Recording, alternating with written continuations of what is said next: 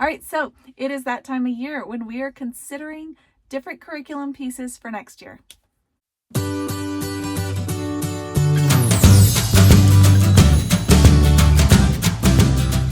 right, guys, welcome back. I'm Laura Wilkie with Down Home with Lemon Pie. I am a Christian stay-at-home homeschool mama of 7, and this is Homeschool Fellowship Friday, where I share with you guys all things related to homeschool. And I am super excited today because it is that time of year when we start planning for the next year. And, once we hit like Christmas, I feel like the wheels start turning for next year. What's working, what's not working, what do I want to change or add or whatever. And now it is May, and the end of May at that. And I have been planning kind of roughly what we're going to be looking at next year. Some things are the same, some things are going to be new. So I just wanted to share with you guys what's kind of going on in my head right now. And then later I will share with you guys a new video when I have it all decided and everything is set in stone, and I will share that with you guys as well. So if you've been following me for a while, you know that we are Charlotte Mason homeschoolers, and that we do the traditional Form 1, Form 2, Form 3, and I have a fairly good schedule that we use, and I absolutely think that this past year has been so much growth for our family in routines, in just the way it went, the subjects that we accomplished, honestly, the smoothness that is not often the case, but when it is, praise God. And it has just been it was a good year. So I will talk about that more in detail in another video, but with that being said, I'm going to continue our normal schedule that we had. Now, my kiddos are asking for a 4-day week for next year. I have not decided. I am still leaning towards the 5-day because I feel like it really gives us that extra day to fit everything in that I want to do. But I am going to consider the 4-day. So we will see. So some of these things I talk about may have to get shelved for a while if that is the way we end up going. So for my little guys, next year I will have, I will have an 8th grader. I will have a 6th grader. I will have a 5th grader. Wow, a 5th grader. That just hit me, that he is that old. And then I will have a 3rd grader. And then I will have twins that are going to be in 1st grade. And then I will have our toddler. She will be turning 3 in November. So she will be in the middle of that as well.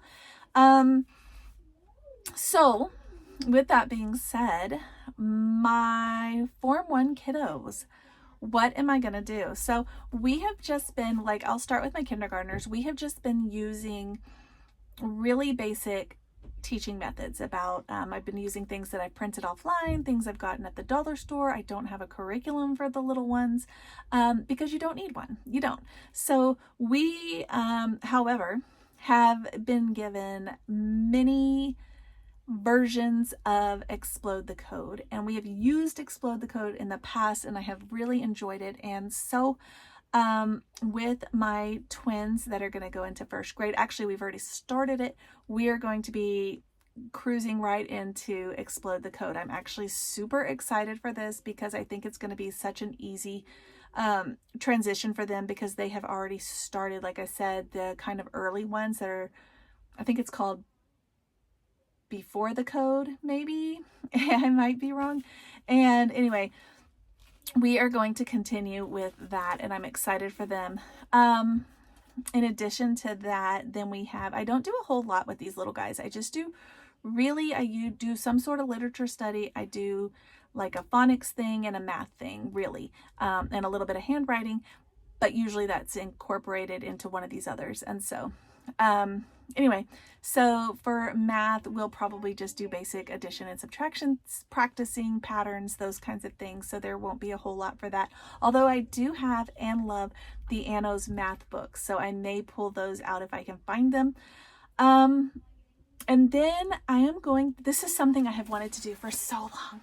I have wanted to utilize simple studies. And when I saw that somebody had taken these books, the Among the Farm People, Among the Meadow People, among all these different books of people, but they're not people, they're animals. And if you're not familiar with these, you need to look them up. They're old books and they're so good. And somebody has taken them and has made them into little studies. So I am so excited.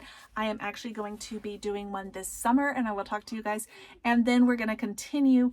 I'm going to have one, I think, for my Form 1 kiddos that's just for them. And then I'm trying to decide if I'm going to have one that's as a family. So like two going at the same time. I haven't decided, but I am super excited for these. They are well done. They're very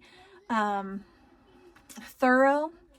They fit for a range of ages. They have different things included with different ones, but the ones that I've been looking at have coloring pages for the little ones, and then they just listen and you read these stories, and they are living books on things in nature. They would fit perfectly for nature studies as well, but they're literature, and I just love it. So I think for my Form 1 kiddos that we are going to use, because we are going back as a family in history, going back to the beginning of time, to creation and ancient history. And that's where we're going to be studying in history. And so I'm thinking that I'm going to maybe find some, like I have several Bibles that are kids' Bibles. I think I may find a different one. I'm looking at a couple of them. One that I'm looking at is by Catherine Voss, and I'm really looking at that one. And then I have a couple others in my wish list, I guess. I don't know, but I'm thinking I'm going to get one of those and put it together with one of these fun books. I saw Bible Origami, Bible Food Fun, Classical Kids that has Bible activities, and maybe add that in together, do the simple study maybe on a certain day of the week, and then do this on the other days. And then of course we have a geography day that I will find a book for that. Yeah, so Form 1 will probably be some sort of Bible thing.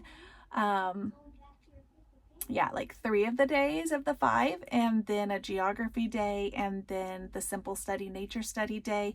And then in addition to all of those days, we will do their normal lessons, and I'll be using Explode the Code. My 3rd grader will be old enough to move right into teaching textbooks, which I am thinking we're probably going to do. I have the CDs already, and this year I really want to use what I have. I did that last year, and I think the year prior with minimal purchases, and I tried to use mostly what I already had. So that's where this is coming from. I already have some vintage readers. I already have the Pathway reader set. I have the Good and Beautiful kindergarten reader. I have lots of just books, like easy reader books. So, and then I also have this set here, and I think I'm just gonna kind of put it all together and make it work. I think it's gonna be really good. A couple things I'm also considering for that age group, so this would be like under 3rd grade, is 50 Famous Stories Retold, and History for Little Pilgrims, and Child Through Time. All 3 of these I have. I just gotta find them, and they are all good. I've done them all 3 with my older kids, and I would just have good memories of them. So I'm thinking I'm gonna probably try to pull those in as well. I really liked History for Little Pilgrims when we did it. I really liked 50 Famous Stories Retold, so probably one of those 2 I will try to fit in there as well, either one for a history.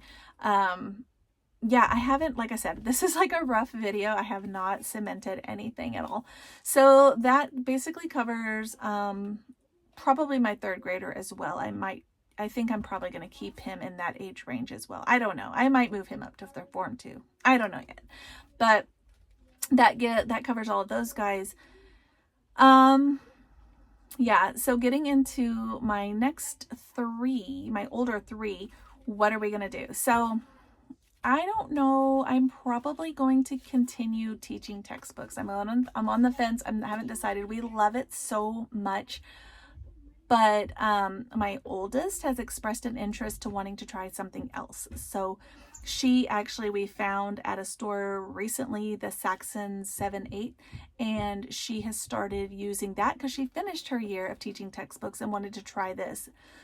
She does like it being in book form versus on the app, which I actually thought was cool being on the app, that she likes it having the book. So she's probably going to continue that. The other two, who will be 6th and 5th grade, will probably do teaching textbooks just because, like I said, we already have it or we have access to the app easily. So either way, we will probably do one or the other. So that basically covers our basics. Reading for those guys, I usually just select books. I have reading lists that I will share with you guys later. And then writing, we pick from the morning time things. Like if we're doing hymns, they copy the words to the hymn or to the poem or the Bible verse or whatever. Okay, so moving forward, let's see. History, we're going to continue. Mystery of History, we're going to start at volume 1. I have already purchased it and I am so excited to start it. It's actually skinnier than the other one. I haven't looked into it too much, so I don't know if it's still the same amount of weeks and the same amount of lessons per week, but I am excited to get that out and start diving into it next year. The next major lessons we do is geography, which is we're going to continue with Voice of the Martyrs. I think it's working well for us. We end up doing some map skill stuff with that. We get some real stories from people around the world. We use these books that I'm showing you guys here, and they work so well for us. And so it's going well. So if it's going well, I'm not going to change it. So we're going to keep on with that. That's going to stay the same. Science, like I said in previous videos, if something has to get plucked out that we don't have time for, it's usually science that I pick. It just is. That being said, this past school year, we fit in a whole year's worth of science into like 2 months, doing dissections and all these different things that we were learning about. So I really don't let it bother me too much if we don't get to it every day or every week. But this year, I'm thinking I'm going to do maybe the periodic table, like a study on the periodic table. I don't know. I'm also considering some of these books here that I have liked in the past and have never bought. So this would be something I don't have, but they're inexpensive, so I'm looking at them seriously. So morning time subjects we usually do on a rotation, and I have to write it all out, and it's this whole schedule. I'm going to be adding, we normally already had artist and poetry and a Bible verse, a folk song, hymn. I think that's all of them. And I am going to be adding some additional things in. So I'm going to be adding composer, which we've done in the past, but we weren't doing this year. I am going to add in, and nature. Nature was part of that as well that we already did. And that's where I'm talking about also the simple studies. So I'm thinking that's what we're going to be doing for nature study.